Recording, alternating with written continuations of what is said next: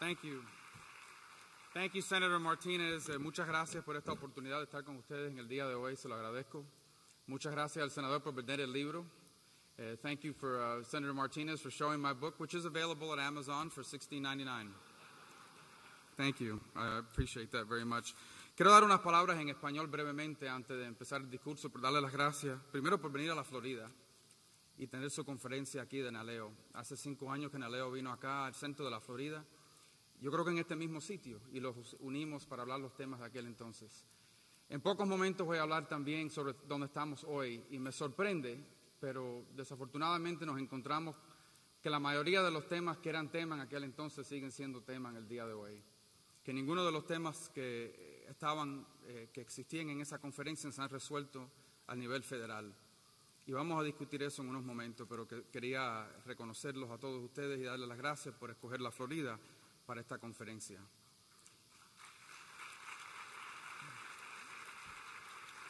I apologize to those who don't speak Spanish. I was just telling them how I saved a bunch of money on my car insurance. Thank you. So I wanted to talk to you today, and I thought, well, one of the things that frustrates me sometimes is that when people speak to Hispanics and Latinos, they only want to talk about immigration. And the point that I make is immigration is a very important issue in the Hispanic community.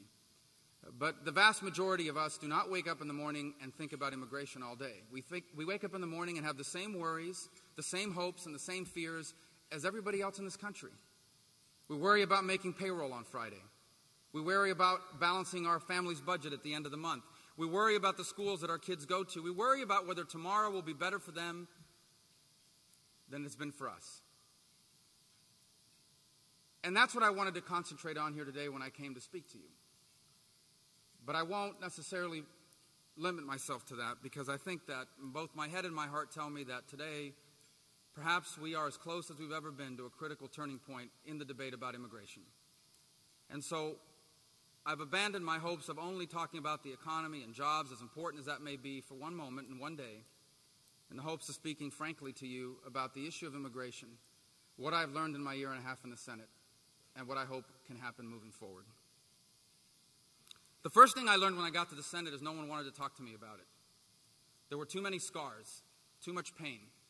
Too many people had been beat up by what had happened 4 or 5 years before. I'd try to raise the issue and people would say, look, I just don't want to go there again. I tried that 5 years ago. I tried that 3 years ago, and all I got was grief. That's the impression I got when I walked into the Senate. And I want you to know it wasn't just Republicans. It was senators who had been burned by the way this issue was discussed and approached, and just really didn't want to talk about it anymore. That's what I first learned. The second thing I've come to realize is how truly complicated this issue has become. This is not a simple issue. Both sides like to talk about this issue like it's an easy yes or no answer. It's much more complicated than that. And those of us involved in the debate need to start to recognize that openly, that both sides of it raise valid points.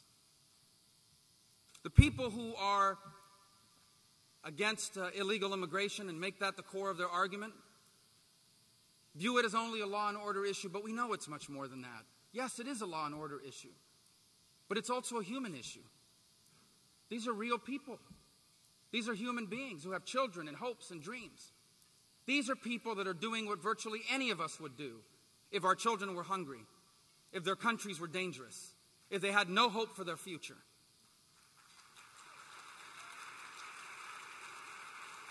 And too often in our conversation about immigration, that perspective is lost.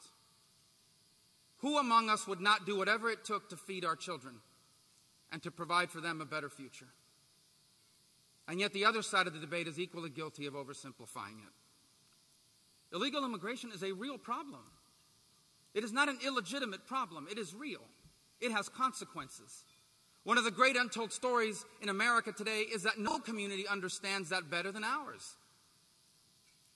It is Latinos, it is Hispanics who see the impact of illegal immigration up close and personal, both the human element of it, but also its costs and the burdens that it places on our society in places where it's uncontrolled. We also need to begin to recognize that we are an extremely generous country. 1 million people a year immigrate to the United States legally. There isn't any country in the world that comes close to that. We need to recognize that there are probably 50 million people, including many in Latin America, maybe your family members, who are waiting to come here legally. Every single day in my offices here in the Senate, I have people come in and say, my mom has been waiting, my sister has been waiting for 15 years. They've paid the fees, they've waited their turn. What's our message to them? Come illegally, it's cheaper and quicker? That's not an answer either. Last but not least is this notion that sometimes I feel like people are demanding their rights. The truth is there is no right to illegally immigrate to the United States. And when we talk about illegal immigration, it's not about demanding rights. It's about appealing to the compassion of the most compassionate nation in the history of the world. Why is this issue simplified? I'll tell you right now, because it is powerful politics. It is a powerful political issue. I have seen people use it to raise money. I have seen people take the legitimate concerns about illegal immigration and turn it into panic, and turn that panic into fear and anger, and turn that anger into votes and money. I've also seen people go in the other direction. Anyone who disagrees with their ideas on illegal immigration is anti-immigrant and anti-Hispanic. That's ridiculous. It's ridiculous. Everything is about politics. I've seen it firsthand. 3 months ago, I started to work with some of my colleagues on a concept. How can we accommodate children that are in this country through no fault of their own, undocumented? And how can we do it in a way that unites us, not divides us? How can we do it in a way that honors our legacy as a nation of immigrants, but also as a nation of laws? And I proposed some specific ideas, and I publicly talked about it. The reaction from many on the left was an immediate dismissal. I saw people say on the left that I was proposing a new 3/5 compromise, hearkening back to the days when a slave was only 3/5 of a person. I was accused of supporting apartheid. I was accused of supporting a DREAM Act without a dream. Of course, a few months later, the president takes a similar idea and implements it through executive action, and now it's the greatest idea in the world. I don't care who gets the credit. I don't. But it exposes the fact that this issue is all about politics for some people. Not just Democrats, Republicans too. The proof is, after actions last week, all the questions are about what a brilliant tactical move it is. Not from you, but from the people who cover politics. All they want to talk about is, well, what does this mean for the election? What does this mean politically? Wasn't this a brilliant political tactic? I guess if this is what this issue is about to you, then maybe it was. But I wasn't looking for a talking point. I wasn't looking to influence the election in November. I was looking to help these kids that I've met. These aren't kids I've read about in the newspaper. These are people that I have met who came here when they were 5, who didn't even know they were undocumented until they applied to go to college, who are valedictorians of their school, who want to be molecular biologists, who got accepted to an Ivy League school, and we're going to deport them in a country that needs more molecular biologists. That's what it was about for me. That's still what it's about for me. And only if it's about that will this ever get solved. As long as this issue of immigration is a political ping pong that each side uses to win elections and influence votes, I'm telling you, it won't get solved. Because there are too many people that have concluded that this issue unresolved is more powerful. They want it to stay unresolved. It's easier to influence elections. It's easier to use to raise money. The only way to solve it is a balanced approach that recognizes that this is complicated. And I think the way you have to do it is you have to approach it, number one, by understanding that we have to win the confidence of the American people back. The confidence that we're serious about discouraging illegal immigration in the future. And that's why enforcement processes are important as part of any reform. But I also think we have to reform our legal immigration system. I tell people all the time, the single greatest contributor to illegal immigration is a burdensome, bureaucratic, and complicated legal immigration process. There are millions of people in this country that would go back home if they thought they could come back next year again to work in their seasonal jobs. And I know of no one that wouldn't rather immigrate legally if they could afford it. There are some people that are out of status through no fault of their own. Someone told them they were an immigration lawyer, and they gave the guy a $5,000 check. And the guy vanished. And now they're undocumented. It's complicated. If we are able to reform and modernize our legal immigration system, if we can win the confidence of the American people back, we're left with the issue of millions of people that are still undocumented. And the great question then is, well, what do you do about them? And I've talked about what you do about the kids. What about everybody else? Here's the truth, if we're honest with ourselves. We don't know yet, because it's not easy. I know we're not going to round up and deport 12 million people. I know we're not going to grant amnesty to 12 million people. And somewhere between those two ideas is the solution. That will never be easy, but I promise you it will get easier to find if we have a legal immigration system that works and the confidence of the American people that we're serious about enforcing our laws. Now, some may say that's too much to ask, this balanced approach. Well, it is if it continues to be politicized. Now, I was tempted to come here today and rip open the policies of the administration. I know in a few moments you'll hear from the president. I was tempted to come here and tell you, hey, he hasn't been here in 3 years. What a coincidence, it's an election year. I was tempted to tell you, why didn't he make this issue a priority? Well, I guess I just did tell you. But that's not the direction I want. Because if I did, if that's what I came here to talk to you about, then I would be doing the exact same thing that I just criticized. The exact same thing that I just criticized. So is it possible for us to reach that point? Let me close by telling you why I think we should, and we must. I really rely on a story I recently learned of. I didn't know this story before. I recently learned of it.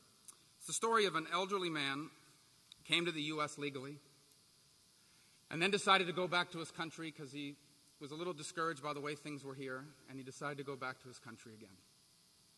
And then after a few years there, things weren't going well, and he decided to come back. Now, I don't know this for sure, but when he came back to the United States, I think he thought that since he had come in legally once before, he was still able to re-enter, but he was wrong. I think he just didn't realize, I don't know this for sure, but I think he didn't realize that if you leave for a year, your immigrant visa expires and you have to renew it. He's an elderly man, and he was disabled. He didn't speak any English. And he gets to the United States, and immediately he's detained and questioned. And he's told he has to appear in court where he's ordered deported. I just think, now you are elderly, disabled, don't speak the language, confronting American jurisprudence. He must have been panicked. But somehow along the way, because of the conditions in his country and all kinds of other factors at the time, the U.S. said, you know, you don't have a legal right to be here, but we're going to let you stay. Because your case, your story tugs at our heart and at our legacy as a nation of immigrants. This story matters a lot to me because years later, that man was so grateful to this country that he would spend hours with his grandson talking about how extraordinary America was. What a special country it was. And today his grandson serves in the U.S. Senate and stands before you here today.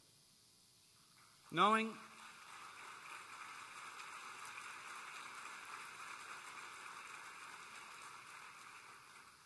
that we have in the past been a nation that's been able to balance our laws and our compassion, our desire to live in a nation of laws, but also to have a nation of immigrants.